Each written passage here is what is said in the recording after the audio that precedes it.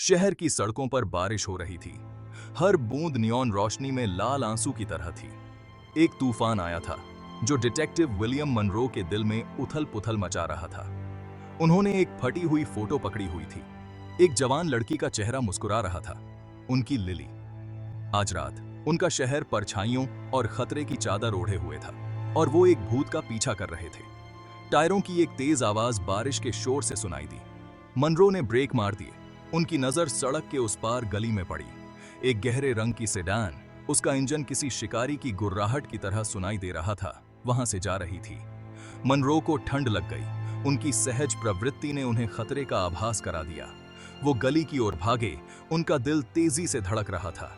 हवा में खून और धातु की गंध फैली हुई थी। बारिश लाल रंग में बदल गई थी और एक शख्स के आसपास जमा हो रही थी जो गीली ईंट की दीवार से सटकर गिरा हुआ था। मनरो का खून सूख गया। उन्होंने फेडोरा पहचाना, उनकी अपनी जैकेट का घिसा हुआ चमड़ा जो लिली ने उन्हें उनके पिछले जन्मदिन पर तोहफा दिया था। उनकी साथी डिटेक्टिव इजाबेला इजी डियाज शरीर के पास घुटनों के बल बैठी थी। उनका चेहरा पीला और उदास था। उनका चुआ है, ये वो है विल, वो जा चुका है। मनरो बस बेजान हाथ को देखते रह गए। एक ताश का पत्ता कसकर पकड़ा हुआ था। The queen of hearts. उनकी दुनिया जो कभी ग्रे रंग की थी अब लाल रंग में रंग गई थी। 5 साल बाद उस रात की यादें लिली मनरो को बारिश की गंध की तरह अभी भी सता रही थीं। उनके पिता का कत्ल अनसुलझा और ठंडा उनकी आत्मा में एक गहरा घाव छोड़ गया था। शहर जो कभी उनका खेल का मैदान था अब उनके नुकसान की याद दिलाता था। उन्हें अपने पिता का तेज दिमाग और न्याय की अटूट भावना विरासत में मिली थी और उन्होंने बदला लेने की कसम खाई थी। लिली भीड़-भाड़ वाले बाजार से गुजरी। उनके होश हवा में थे। वो फुसफुसाहट, अफवाहों का पीछा कर रही थी।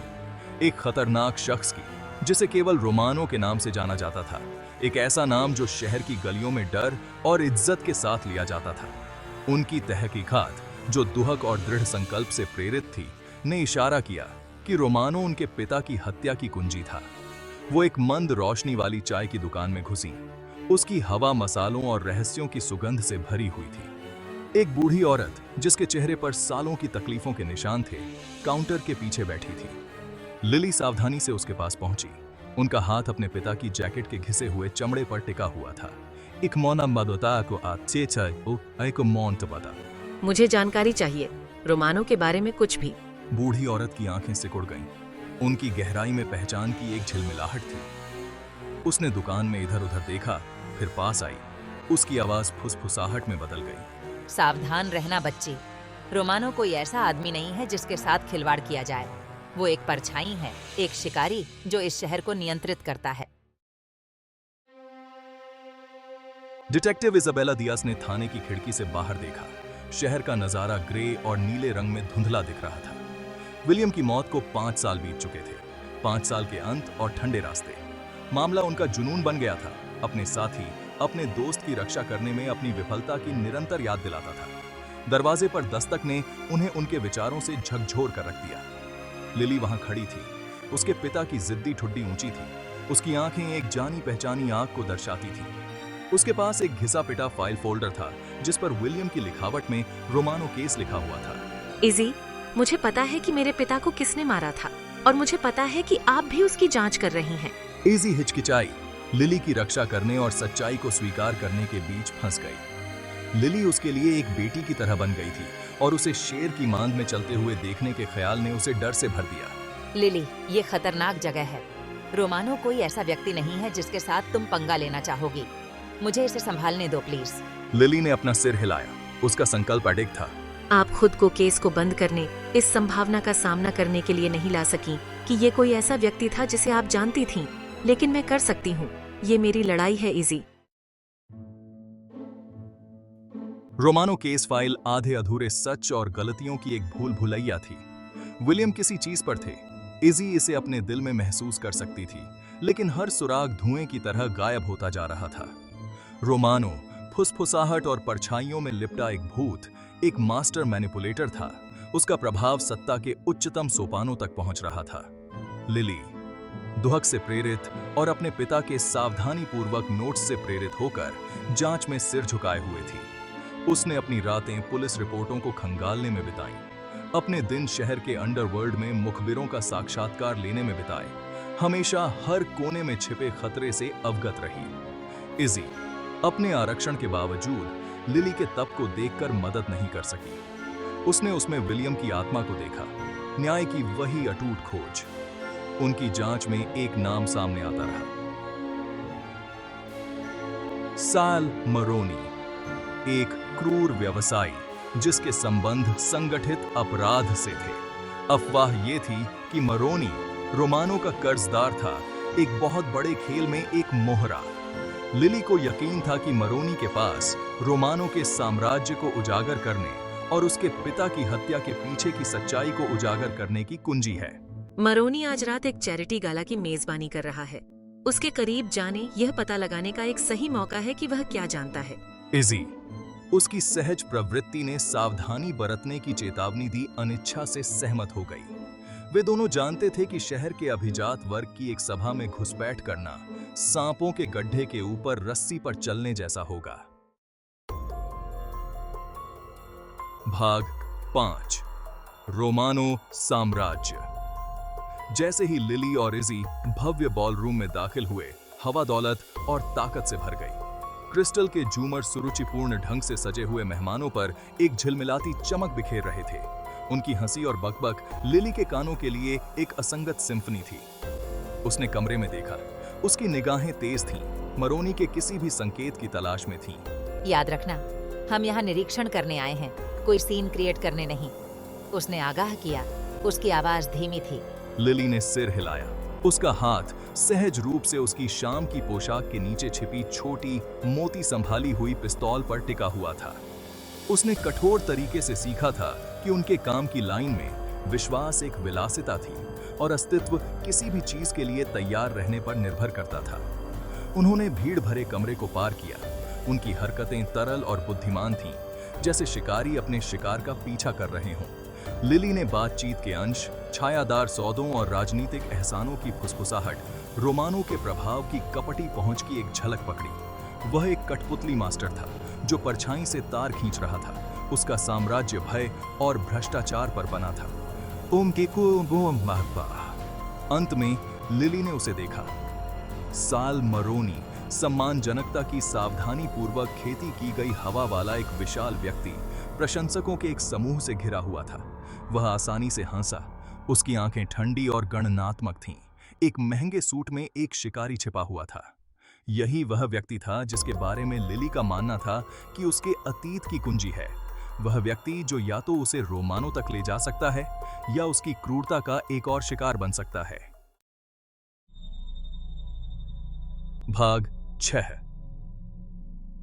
डर में एक शहर।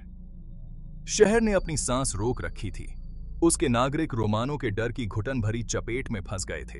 वह एक प्रेत था, परछाइयों में एक फुसफुसाहट, फिर भी उसकी उपस्थिति उनके जीवन के हर पहलू में व्याप्त थी। व्यवसायों ने अपना संरक्षण धन दिया। उनके मालिक मना करने से बहुत डरते थे। राजनेता उसकी धुन पर नाचते थे। उनके आदर्श सत्ता और लालच से भ्रष्ट थे। लिली शहर के डर को महसूस कर सकती थी, एक स्पष्ट भार जो हवा में भारी था। उसने इसे दुकानदारों की आंखों में देखा। उनके चेहरे चिंता से सराबोर थे। जब उन्होंने रोमानो की बात की तो उनकी आवाजें धीमी हो गईं। उसने इसे स्ट्रीट वेंडरों की फुसफुसाहट में सुना। उनकी कमाई गिनते हुए उनके हाथ कांप रहे थे। हमेशा अवांछित ध्यान आकर्षित करने से सावधान रहते थे। पुलिस विभाग के भीतर भी भय काफी हद तक मौजूद था। भ्रष्ट अधिकारियों ने अपनी जेबें भरीं, रोमानो की गतिविधियों पर आंखें मूंद लीं, उनकी वफादारी खरीदी और भुगतान की गई। इजी ने लिली को जोखिमों के बारे में, किसी पर भरोसा करने के खतरे के बारे में चेतावनी दी थी, लेकिन लिली ने डरने से इनकार कर दिया। उसके पास उसके पिता का बिल्ला था जो अंधेरे में डूबे शहर में आशा का प्रतीक था और वह उसे निराश नहीं करेगी। जैसे जैसे लिली ने अपनी जांच को गहराई से किया, उसने धोखे के एक ऐसे जाल का पर्दाफाश किया जो उसकी प्रारंभिक कल्पनाओं से कहीं आगे तक फैला हुआ था। रोमानो के तंबू शहर के हर कोने तक पहुंचे। उसका प्रभाव उतना ही व्यापक था जितना कि उनके द्वारा ली जाने वाली हवा। वह एक कैंसर था जो शहर की आत्मा को खा रहा था और लिली इलाज बनने के लिए दृढ़ थी। लिली, उसका दिमाग तेज और केंद्रित था। अपने पिता की जांच के टुकड़ों को एक साथ जोड़ना शुरू कर दिया। उसने उसके नोट्स को ध्यान से देखा, गुप्त लेखन का अध्ययन किया। प्रतीत होता है कि महत्वहीन विवरण जो विलियम ने अवलोकन के लिए अपनी गहरी नजर से महत्वपूर्ण माना था। प्रत्येक सुराग एक ब्रेड क्रम्ब था जो उसे सच्चाई के करीब ले जाता था, रोमानो के करीब ले जाता था। मुझे अपने पिता के नोट्स में एक पैटर्न का पता चला। असंबंधित घटनाओं की एक श्रृंखला, एक गोदाम में आग, एक धांधली वाला कार्ड गेम, एक संदिग्ध आत्महत्या, सभी एक ही ठंडे धागे से जुड़े हुए हैं।